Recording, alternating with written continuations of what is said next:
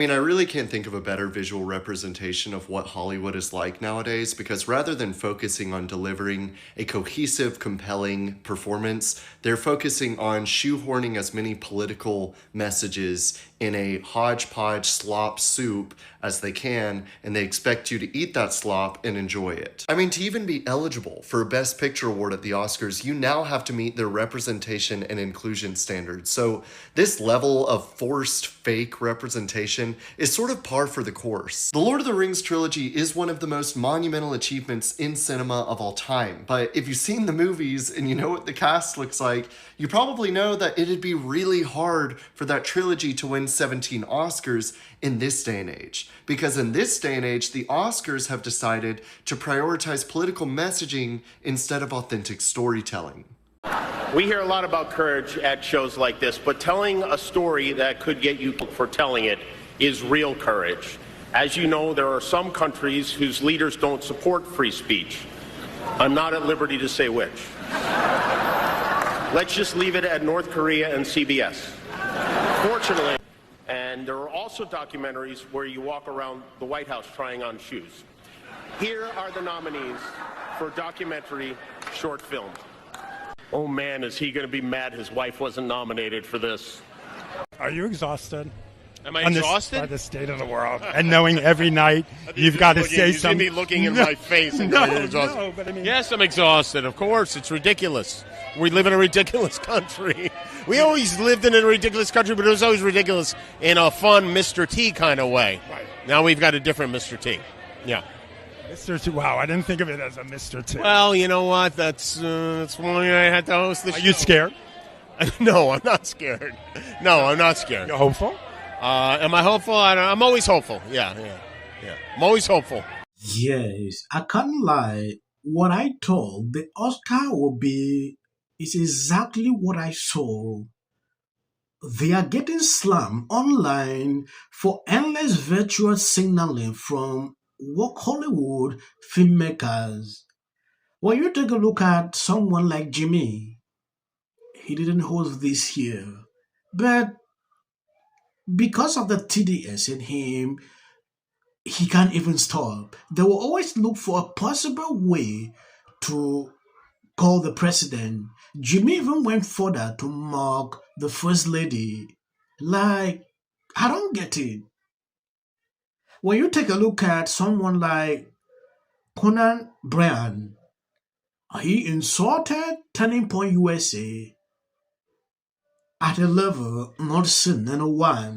It is important. I show you some videos. Let's talk about this pin, Jane Fonda. Lock the merger. Why? We have to try. Yeah, the mergers are going to be bad for workers. A lot of people are going to lose their jobs. We're going to have higher prices. We're going to have political control over what we do.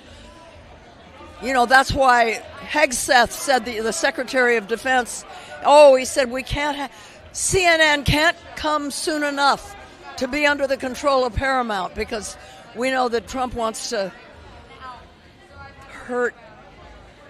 I mean, I slept with the guy that created it. You did. I have a personal stake in it.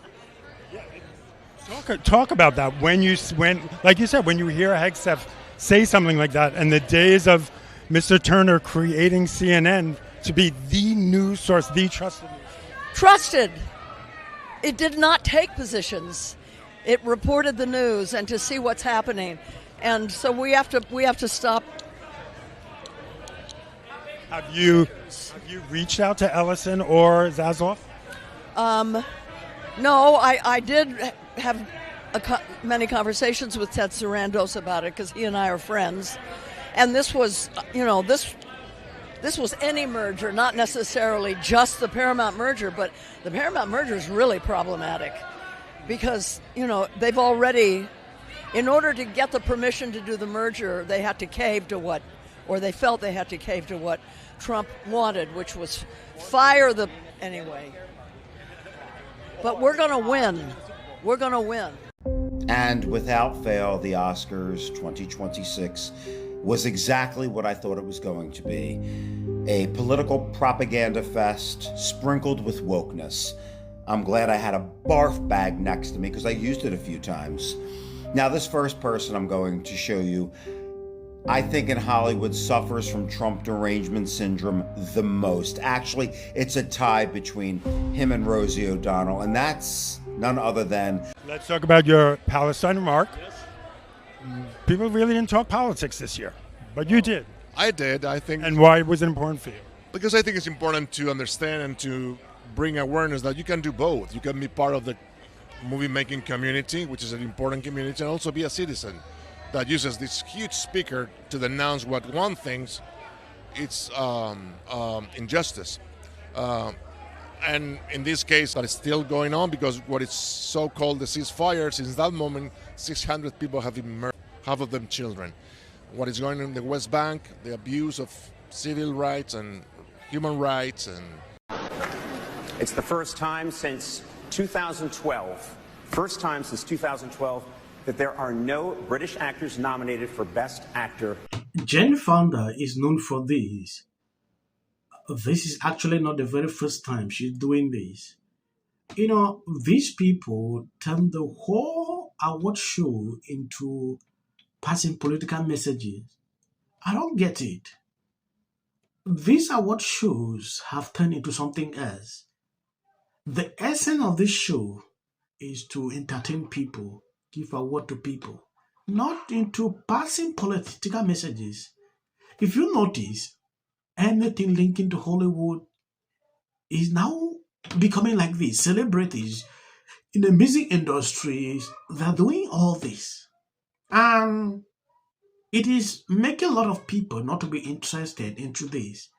Like I'm telling you, there are a lot of people that don't even know that these award shows are taking place simply because it is losing value over time as a result of some of these special singers that they always want to pass every single time. It gets boring at some point. I don't know if they realize this. I've been reporting on this now for years. It is getting worse every single time. It's not getting any better. I thought some here, maybe like today, I thought maybe they will just correct, there will not be, these political, but everywhere was full with things like this. I want to ask you about the pin you're wearing, and you're wearing one too. Can you tell us about choosing to wear these pins today? Yes, so this pin is a collaboration with an artist called Shepherd Ferry. It's Artists for Ceasefire, and we're demanding... Brother, my sister's here. I believe you've seen this one. Ceasefire. Have you noticed that during this Oscar, you will not see these people talking about Iran? They go back to Palestine. That is just what they're doing. Then I begin to ask myself, are these people less human? Or why is it that there's no outreach like they used to do? At some point, one is bound to ask these questions. I think I'm going to end here. God bless you abundantly. As of the short clips at the end, that is for the white algorithm. You can always skip. Anniversary of the Oscars So White campaign, someone must wear a ribbon that says, "We won." Just as a way to remind progressives, hey, you're progressive. Also went all out on the buffet. They're just hearkening back to our founders. As Paul Revere declared on his famous ride, one if by surf, two if by turf. What is this, my 600-pound Defense Department? It's nutty as hell. Yeah. And you're right. Every day is something new. And it's, I was thinking about it yesterday because I thought. Set back to the idea of an expertise denigrated while. The trap that Trump laid in the State of the Union address. And the Democrats didn't stand. I mean, obviously, it's a deliberate trap. Yeah. I think you and I agree on this is all through to get here. Trump, go Trump! Hey Murphy, you're scumbag. Thanks, man.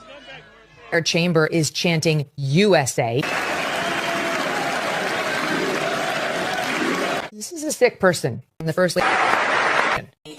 I was there, and it was as horrific as I thought it would be. She wasn't the only one. Look at 35, CNN's Abby Phillip. But he utilized almost like these game show type moments where you're seeing awards being presented. They're just so disgusting.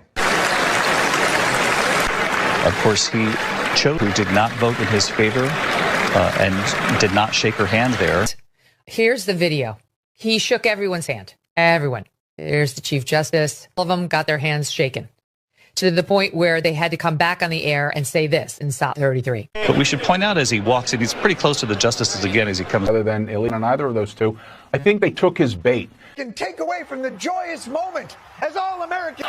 And why are they putting a medal? Oh, he's already under scrutiny for 1,000 reasons. Viral Patel posted this on X. Job. I get suspicious when any person's home, it's very easy to. This is for the people in the United States who are terrorized and scared today. The country's in such emotional turmoil. And Republicans on both sides. You're so amazing. And wasn't it so great? When it can be hard to hope. Hey, girl. When you think it can't get anywhere. And it's still more fun than this, okay?